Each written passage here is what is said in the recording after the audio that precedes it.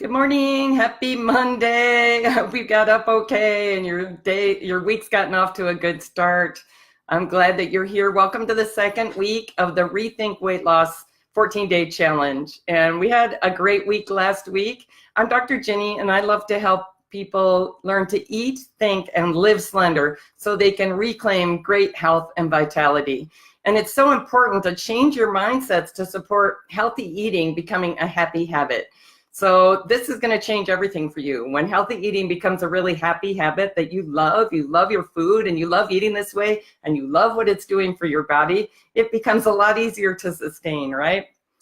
And changing your mindsets really helps with that. And last week, we worked together on identifying certain limiting beliefs that really hold us back when it comes to weight loss. And I think people that participated could really see why these beliefs do this. We talked about where they come from and how they're sustained. One of them was, I don't have time to eat healthy. That's a really good one to stop us from anything that we really want to do differently that will make our lives richer. It's really easy for the I don't have time mindset and limiting belief to crop up. And another is it should be easy. Also, it shouldn't be this hard. It's another limiting belief that crops up anytime we're ready to embark on something good for us, that's something that's going to enrich our lives. And the other one we worked on was, I won't enjoy eating healthy food. I'll be sad and miserable and I won't enjoy my food. And that's a really effective one to stop you from even starting a healthy eating journey. So I taught a set of strategies last week for transforming these mindsets and building a strong, slender psychology in its place to empower you to eat healthy and release excess weight and regain your health and vitality.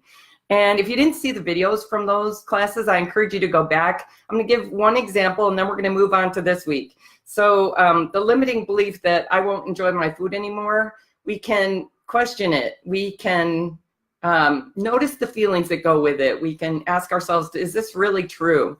And we can transform the belief by spending a little time with it, loosening it up, paying attention, looking at it, getting it out in the light of day. It's not as powerful when it's out here as when it's here. It's kind of got control over us here. So we get it out, we look at it. We can also turn it around. And so instead of, I won't enjoy eating healthy food, that belief comes from, I saw this nutritious food and I tasted that nutritious food that I didn't like. So I don't like nutritious foods. They don't taste good. And I can't, do a diet of eating healthy food. But instead we can say, I'm sure I can find enough nutritious foods that I can eat healthy and happy. My mouth can enjoy it and my body can enjoy it at the same time. So I'm sure I can find enough because there's a huge number of nutritious foods. And part of making them really enjoyable is using the right preparation methods and using the right spices and things like that. I wanted to take a picture of a salad I was having yesterday because I was having this kind of, this is so delicious. It's so amazing. And people all the time at work, if I'm eating lunch at work or if I'm eating my salad at break at chorus rehearsal, people are always going, that looks like an amazing salad. I make an amazing salad for myself, pretty much every day, and it makes me really enjoy them. And I wish I had taken a picture before I ate almost all of it. Maybe I'll be able to share a picture, even though I had eaten almost all of it. But it had, besides lettuce and celery and carrots and some cabbage, I also had some cooked vegetables. Like I had done some curry roasted cauliflower and some curry roasted beets, and I cut those up and put them in there. So having some cooked vegetables on top of a salad can make it even more interesting and delicious and flavorful. I think I might have put some lentils in there and some quinoa, and I found this, you've heard that there's a lot of great probiotics if you eat fermented foods. So sauerkraut. And I found a sauerkraut that tastes like dill pickles. It's really good. And I put that on my salads sometimes. Oh, and I found a really great dressing, a green goddess dressing made with avocado and just really fresh ingredients at Trader Joe's. So it was just orgasmic. It was delicious. I had pistachios on there. I made sure I got protein in there. Anyway, when you make your healthy foods really delicious and exciting like that, it makes a huge difference. And it can take a little while. I find, people in my program, it might take them a couple of months to find some vegetables that they really love. And sometimes it takes even more than that for the dinner vegetables to get buried enough and well prepared enough to feel like every night I can have something that I really like. But it makes all the difference when you make healthy eating a happy habit. All right, so today is day 7 of the challenge. And this week I'm going to introduce more mindsets that hold you back and additional strategies for transforming them. You can make a real transformation in your mindsets and your psychology during this challenge. So love to see Barb showing up every day. Actually, there's 4 Barbs involved, but most of the time I am referring to the same one who comes every day, and I love her. She's the best person. I'm so glad that she's part of this, and I'm glad you're part of this. So, and I want to point out that you're going to get the most benefit out of learning these things if you take time to state the limiting beliefs in your words. Like I'm putting out, here's a limiting belief a lot of people hold, but it might sound different coming out of your mouth. So find a way to state it for yourself and write it down. Again, that's getting it out of your face and just kind of taking over you to be able to look at it. Take the time to state it in your words and work it through to a restatement that works for you. That will be the most powerful for you. That'll be the most valuable for changing those mindsets and loosening them up in your head. Yeah, let's see. And when we don't know that those mindsets are there, we don't have great awareness of them, and we don't have a great ability to stop and recognize that they're happening, they kind of run us around the block. They make us do whatever they want us to do. And I'm going to talk later this week about being of 2 minds and how you can manage these 2 minds so that they're friends with each other instead of fighting with each other all the time, because that is exhausting and you want that energy released and you want it back. But today I'm going to talk about a mindset that a lot of my clients, who are mostly women over age 50, find really challenging. And that's the mindset that I deserve this.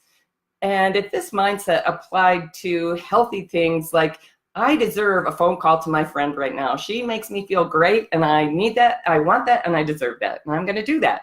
Or if it applied to going out for a 20-minute walk in the park near your house. These would be great things.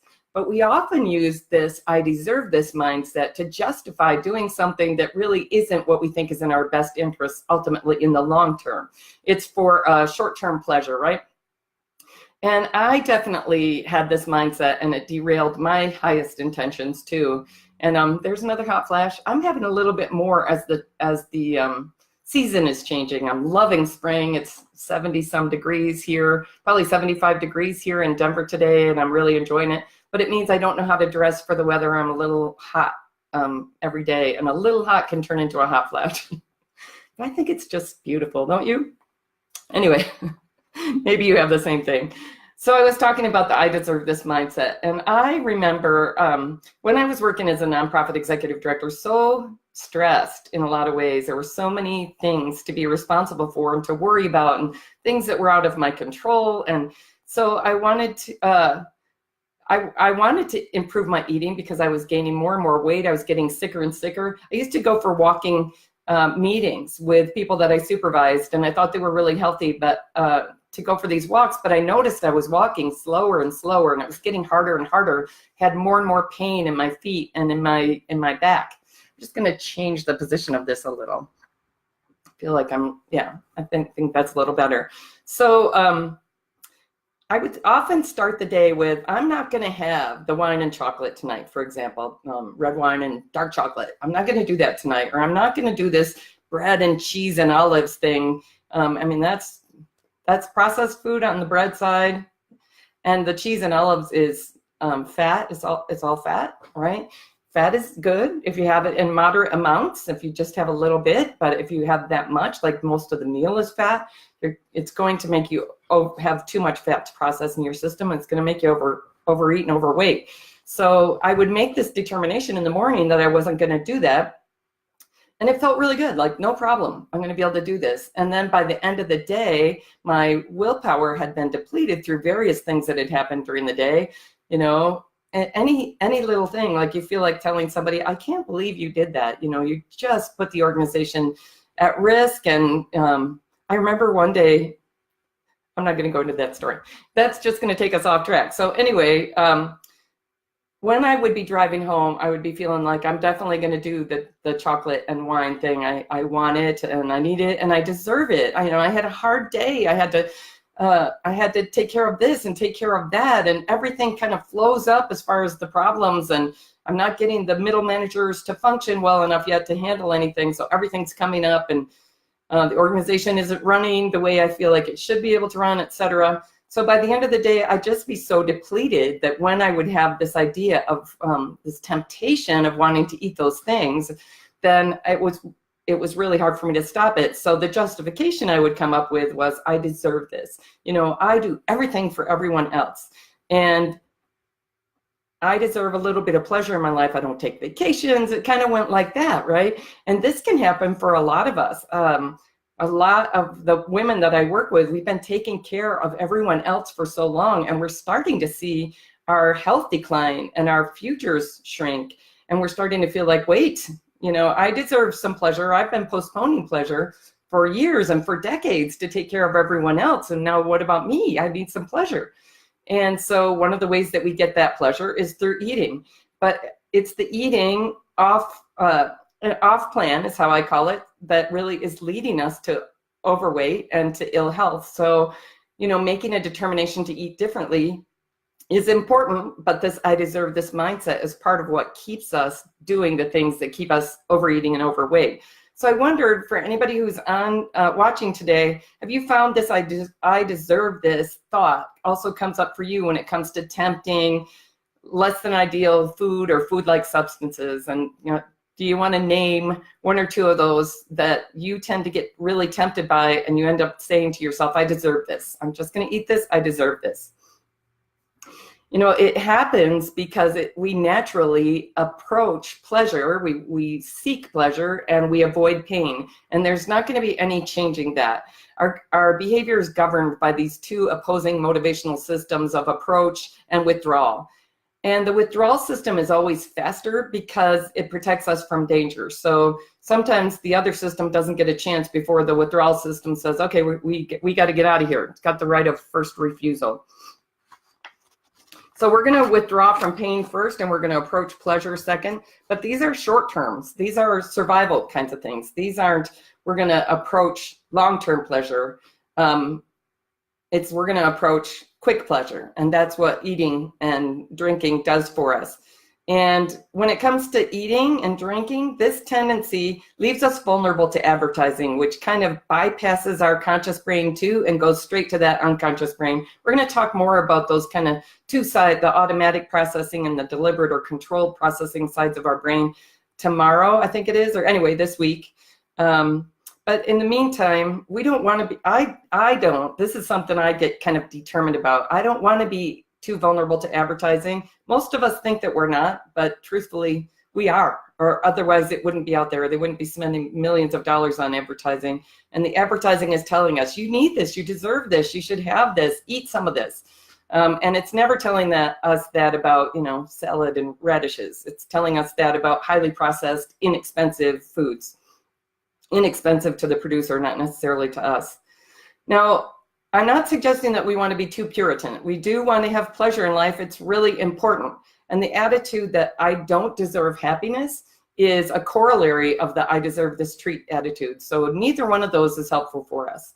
By the way, when you do give in to temptation, because all of us do sometimes if our willpower is really depleted, when you give in to temptation for one of those healthy foods, it's not helpful at all to be mean to yourself and to be hard on yourself and to cause yourself to feel shame. That is very likely to drive you to do exactly the thing that, you know, gives you a little bit of comfort, eating some kind of unhealthy food.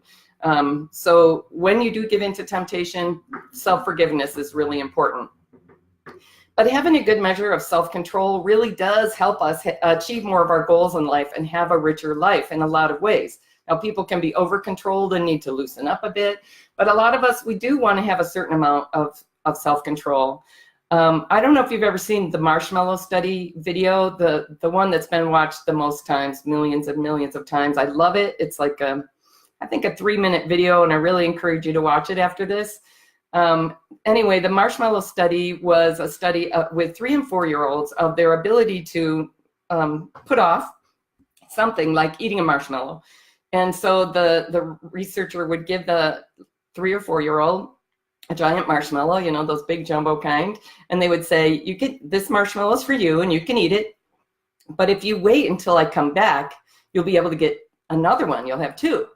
And so what they observed these children, they followed up with them at age 32, and the children who were better able to control themselves at 3 or 4 had better life outcomes in terms of financial outcomes, physical health, and mental health outcomes. And poor self-control, the children who did the worst, were more likely to have lower income, poorer money management, poorer health, and criminal involvement, which kind of makes sense when you think about it. I mean, if you can't control yourself, you're going to end up doing things that you shouldn't do, that society might say we need to control you, or things that you shouldn't do as far as really having the best health.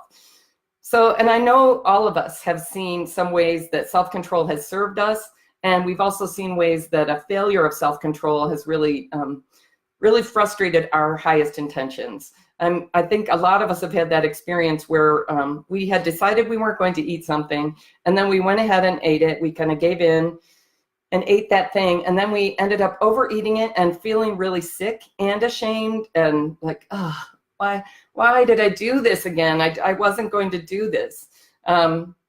So just a little bit on what they learned was the difference between the 3 and 4-year-olds, because that just sounds really discouraging, right? Like, oh my, you know, at 3 or 4, our ability to control ourselves is not very good, and that predicts our future at age 32. Well, the interesting part of the study was to look at what was the difference between those children? How did the ones who controlled themselves do it, even though they were so little? And what they saw was that those children had some kind of strategy, some way of distracting themselves. I just right now can picture these 2 twins that were just, you know, doing a little dance in their chair and keeping themselves busy, and, you know, had smiles on their faces while they were getting through that. So that's one of those environmental tools. You could also think of it as a mindset tool that we can use too, to protect our mindsets, to keep our calm and to keep our intentions, is distract ourselves. When we're whether you're trying to quit smoking, or you're trying to quit eating something that's not good for you, or you're trying to quit drinking, or you know, something that you've decided you've been doing too much and it's not good for you, just when you get a temptation to have that thing that gives a little bit of pleasure, if you just give yourself 30 seconds to do something else, the temptation often goes away. So I have a little thing that I do that I call the run jump, which is set the clock for 2 minutes in the kitchen and just run and jump around the house. And it totally changes my state. It makes me feel good, and that's what I'm looking for at that moment. And it also makes me forget that what I thought was going to solve that was some food. So let's see where we're at here. So I do want to mention, I've mentioned it a little bit before, but willpower is a limited resource. It gets worn down easily through the day, while the automatic system just keeps going and going like an Energizer bunny. Oh, we want that thing, go get it. And the willpower system's going, oh, I'm too tired to fight you right now. So having to say no over and over to ourselves over the course of a day completely depletes our willpower. So when it comes to eating or drinking, what tempts you or exhausts your willpower? Let's see, and Barb noted here, chocolate, chips, and guac. Yeah, so those are some of the top examples for most people. Thanks for sharing those, Barb. Yeah, chocolate is definitely one of those triggery, addictive potential kind of foods, and chips and guac too. Guac's got a lot of benefit for us, but the chips don't, and I mean, I've been amazed how in my head I'll say to myself when the chips come, not anymore, but 5 years ago, the chips would come or the bread would come at the beginning of the meal, and I would think of it like it didn't count. It didn't matter. I'm just going to have a little of this until the food comes. So that's because I'm hungry, and I don't have at that point, I don't have a clear agreement with myself about whether I eat those things. So I sort of think of them like they don't count. This is one of the benefits if you ever do Weight Watchers, is counting points. You start to see, oh, that did count. That was was enough calories to be my whole meal, but it wasn't satisfying enough to be my whole meal. Both bread and chips are the kinds of things that we can keep eating and eating and eating, and they don't really satisfy us. They're both highly processed, actually, when you think about it. So they don't serve us. They tend to have addictive potential, and they make us keep eating and eating. So when it comes to eating, these thoughts and these deprived feelings and this willpower exhaustion And rebellious behaviors are really common. So you want to minimize your need to rely on willpower, and you can do that in a couple of ways. One is you want to make your healthy eating habits very automatic. You don't want to have to think every single day, am I going to have the chips today? Am I going to have the cookies today, etc.? Am I going to have the chocolate today? Because every time you have to face one of those decisions, it wears down your willpower. So one of the ways that we protect ourselves from having to constantly be using our willpower, which we can't, we'll exhaust it, is to have some decisions. So with my clients, I encourage them, make a decision that for 3 months or for this year that we're working together, you're not going to eat these foods at all. You're never going to eat them. They're just going to be foods that you don't eat. And so they find it amazing how that means they don't have to use willpower in that circumstance. So you may say to yourself, I don't have very good willpower, but the thing is you want to minimize the need to use it, because it's exhausting to use willpower. We just have only so much of it. And every decision you make through the day, sometimes it's what route you're going to take to work. Sometimes it's whether you're going to flip off the person in the next car. I hate when people do that. It seems very mean and aggressive. But anyway, so I don't think I ever get tempted to do that, but I get tempted to do something like yell, and that's not very helpful either. So anyway, so the first thing is to make your eating habits very automatic. The second way we minimize the reliance on willpower relates to the live slender part of what I teach in Slender for Good. And that is that you adapt your environment so it supports your healthy, slenderful eating habits. And so that can involve things like getting the really tempting foods out of your house, getting them away from you, making sure that when you go out to dinner, you tell them, don't bring the bread, don't bring the chips. We don't eat those things. Now, restaurants are getting pretty savvy to this. They know if we say that, they're kind of used to that. So that's one thing. Get it out of your environment. Don't have it in front of you all the time tempting you, because that's a willpower depletion, and we're trying to protect from that. And another thing is to make sure that you have, like I make sure I have some food in my fridge, some food in my freezer that I can immediately pull out for a meal whenever I get home or I get to the end of a work project and I'm just famished and I don't have the energy to think about what I'm going to cook at that time. Do you get that? I mean, I get to the point where it's like, I don't know what I'm going to eat. Like if I go out to eat with somebody at that point, I don't know. Can you just order for me? Sometimes your energy level just gets that down, right? That depleted. So I always make sure there's something in my fridge and something in my freezer for when I get to that famished point, because otherwise I'll be just pulling whatever I can get to eat. And that's where I'll end up off plan, and that's where I'll end up gaining weight again. And I don't want that. I want to sustain my healthy weight because it's given me my life back. So I just mentioned eating slender and living slender, and now let's get back to thinking slender. So how to change this idea of I deserve this treat. We work on this in some depth in the Slender for Good program, but it comes down to, kind of balancing out pleasure versus happiness. And so it's worthwhile for us periodically to think about the difference between these two. Pleasure is a short-lived, fleeting kind of thing. Like you eat something that gives you pleasure, you drink something that gives you pleasure, you have sex. These are short-term things. And they can be caused by substances or behaviors. You have a drink, or I don't know, I'm in Colorado, so you smoke a joint or whatever to give yourself a little bit of pleasure, a little bit of dopamine rush in the brain.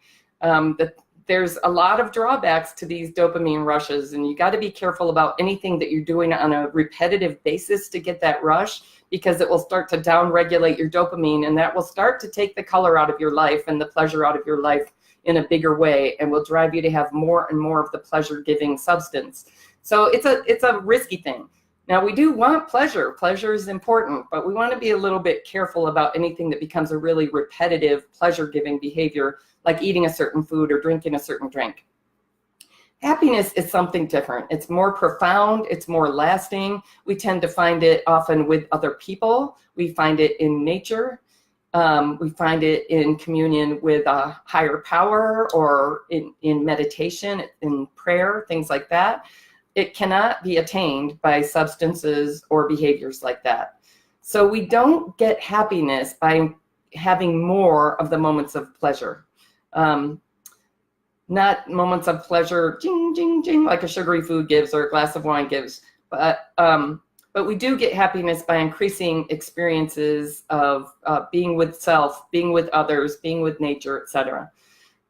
So to strengthen your tendencies toward happiness, sometimes you forego certain short-term pleasures, right? That's the meaning of sacrifice. And we've all sacrificed something lesser to achieve something greater.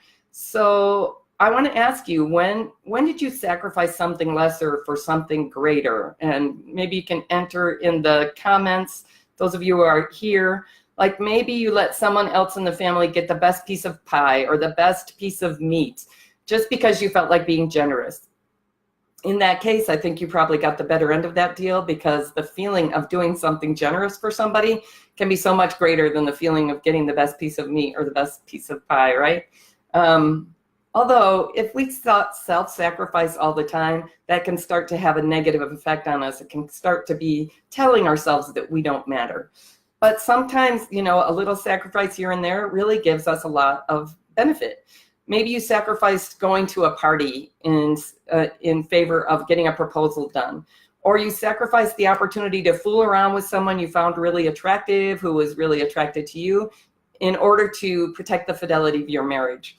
So we've all sacrificed at some times. And I wonder what you've sacrificed to obtain something greater.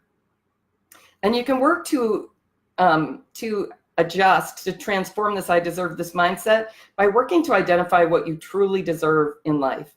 And I really invite you to think about this. To sit down and even spend 5 minutes writing down, what do I deserve in life? And I want you to shake up that belief that what I deserve is this sugary treat, this momentary pleasure, because you can have some of those in life for sure. You definitely want some momentary pleasures, but you really want something bigger than that, don't you? Like, what kind of outcomes, what kind of life would be worthwhile for you to sacrifice some of those sugary or salty, crunchy or fatty treats that you've been telling yourself you deserve? What do you really deserve?